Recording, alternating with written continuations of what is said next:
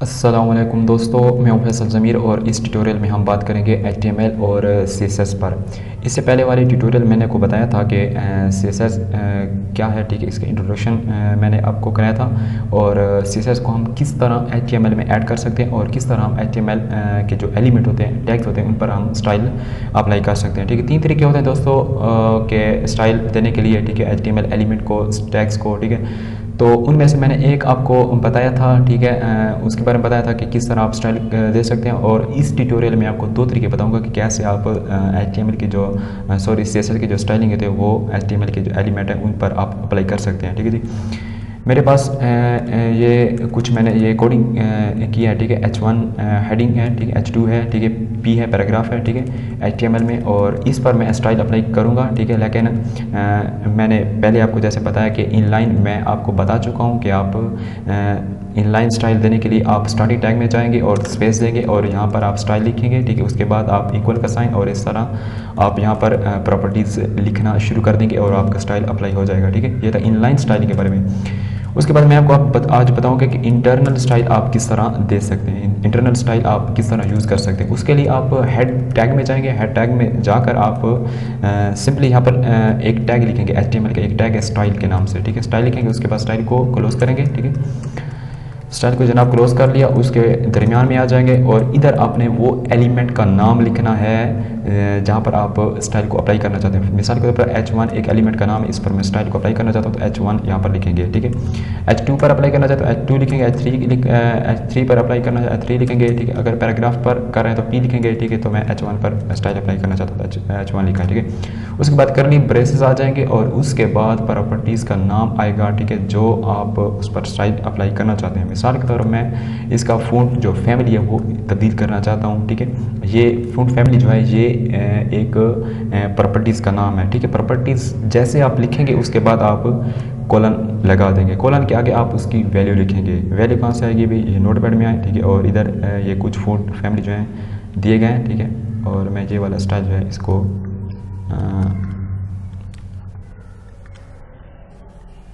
इसको सेलेक्ट किया और इसको मैं कॉपी करता हूँ, ठीक है। और इधर आके मैं इसको पेस्ट करता हूँ, ठीक है। अच्छा जी, वैल्यू आ गई और वैल्यू आने के बाद मतलब एक स्टेटमेंट ख़त्म होने के बाद, ठीक है, आपने क्या करना है, सेमीकोलन लगाना है, ठीक है। इसको सेव करना है और ब्राउज़र में आना है और रिफ़्रेश करना है, ठीक है। तो ये माई स्टाइल, ये देखें इस पर फ़ॉन्ट जो है वो अप्लाई हो गया है। ये बाकी देखें ये सिंपल ही है और ये इस पर स्टाइल अप्लाई हो गया है, ठीक है। उसके बाद आप कलर इसका तब्दील करना चाहते हैं, ठीक है। तो उसके बाद प्रॉपर्टीज़ के बाद एक कॉलन, उसके बाद आपने इसको वैल्यू देनी है ब्लू, उसके बाद सेमी कॉलन, ठीक है। एक प्रॉपर्टीज़ ख़त्म हो गई, उसके बाद सेमी कॉलन, सॉरी, एक स्टेटमेंट ख़त्म होने के बाद रिफ़्रेश करें तो इसका कलर जो है वो तब्दील हो गया है, ठीक है। अगर आप इसके मज़ीद भी खूबसूरती लाना चाहते हैं तो आप कर सकते हैं। बॉर्डर इसको देना चाहते हैं अपना, ठीक है,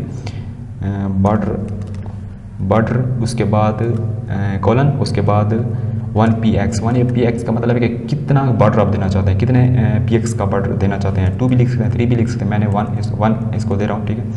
उसके बाद है सॉलिड, ठीक है, सॉलिड, ठीक है। सॉलिड की जगह पर आप कोई और स्टाइल भी दे सकते हैं, डैश हो गया जिस तरह, और इस तरह और भी बहुत ज़्यादा है, ठीक है। आप वो स्टाइल जो है दे सकते हैं। इसके बाद कलर आप कोई भी दे सकते हैं। मैं इसको दे रहा हूँ ग्रीन कलर दे रहा हूँ, ठीक है।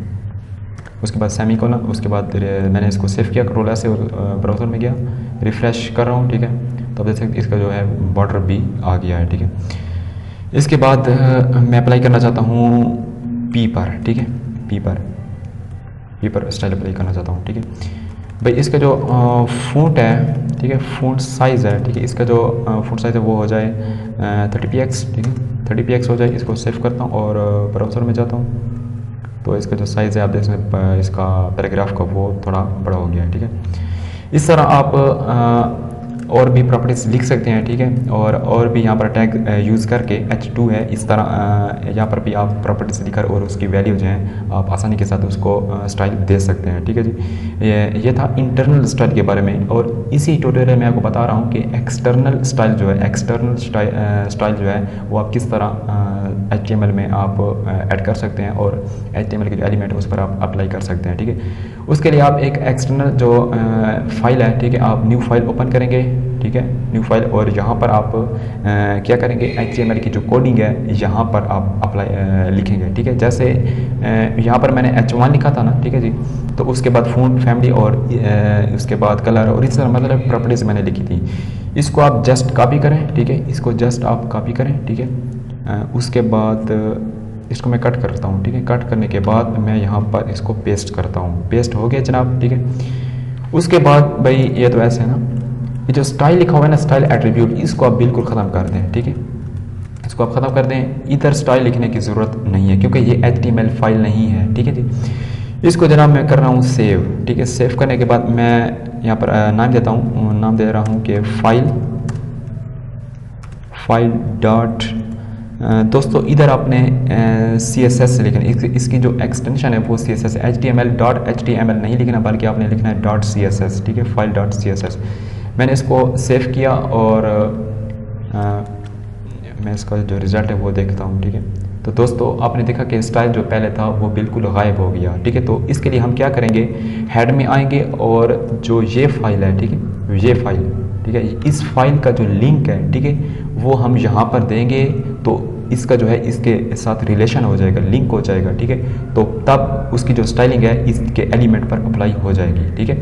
तो किस तरह हम देंगे, लिंक लिखना है अपने, लिंक, उसके बाद रिलेशन कौन सा भाई, रिलेशन भाई है इसका स्टाइल शीट है भाई, ये स्टाइल शीट। उसके बाद इसका जो एड्रेस है वो कौन सा हरफ, ठीक है, क्या है जी, इधर आप आ जाए ना ब्राउज़र में, इसको ख़त्म कर देता हूँ, ये होगा भी, ये फाइल, ठीक है, फाइल के नाम से है।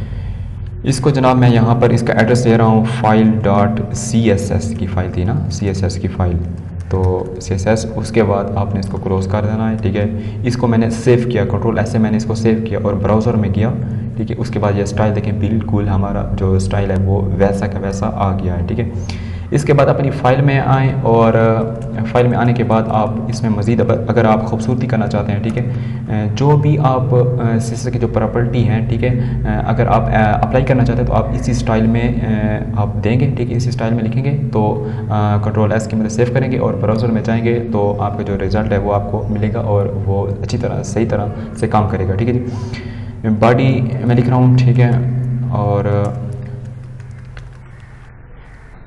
ये देखें ना, ये बॉडी इस पर मैं स्टाइल को अप्लाई करना चाहता हूँ क्योंकि ये HTML एलिमेंट है, ठीक है, और इसी का मैंने नाम लिखा बॉडी, और उसके बाद मैं लिख रहा हूँ कि बैकग्राउंड कलर, ठीक है, बैकग्राउंड कलर भाई इसका हो जाए रेड, ठीक है जी, रेड। इसको मैंने सेव किया, वैसे का वैसे देखें ना, जैसे प्रॉपर्टीज़ का नाम लिखा, कॉलन लिखा, उसके बाद वैल्यू लिखी उसके बाद सेमीकोलन किया, ठीक है। उसके बाद मैंने सेव किया और ब्राउज़र में गया और इसको मैं रिफ़्रेश करता हूँ, ठीक है। तो आप देख सकते हैं कि इसका जो बैकग्राउंड कलर है वो रेड हो गया, ठीक है। इसी तरह आपके इसकी जो जितनी भी प्रॉपर्टीज़ हैं आप इस पर आसानी के साथ अप्लाई कर सकते हैं। और इधर आपने ये रिलेशन जो है ये साथ लाजमी लिखना है। अगर आप इसमें थोड़ी सी मिस्टेक कर दी, ठीक है, मैंने मिस्टेक की, तो इधर आप ये जो रिज़ल्ट है वो गायब हो गया, ठीक है। तो इस तरीके से आप इसको आसानी के साथ ये 3 तरीक़ों की मदद से आप इसको आप ऐड कर सकते हैं, ठीक है। ये था CSS के हवाले से। दोस्तों मैंने आपको CSS के बारे में बताया, लेकिन CSS के जो बाकायदा जो कोर्स होगा उसमें मैं को डिटेल के साथ इनके बारे में बताऊंगा, ठीक है। तो नेक्स्ट मैं आपको बताऊंगा HTML इमेज के बारे में, ठीक है, और इस तरह हम चलते जाएंगे, ठीक है। दोस्तों हमारे चैनल को आपने ज़रूर सब्सक्राइब करना है, ठीक है। जितनी भी वीडियोज़ हम बनाएंगे, ठीक है, ट्यूटोरियल बनाएंगे, उससे आप इस्तेफ़ादा कर सकेंगे।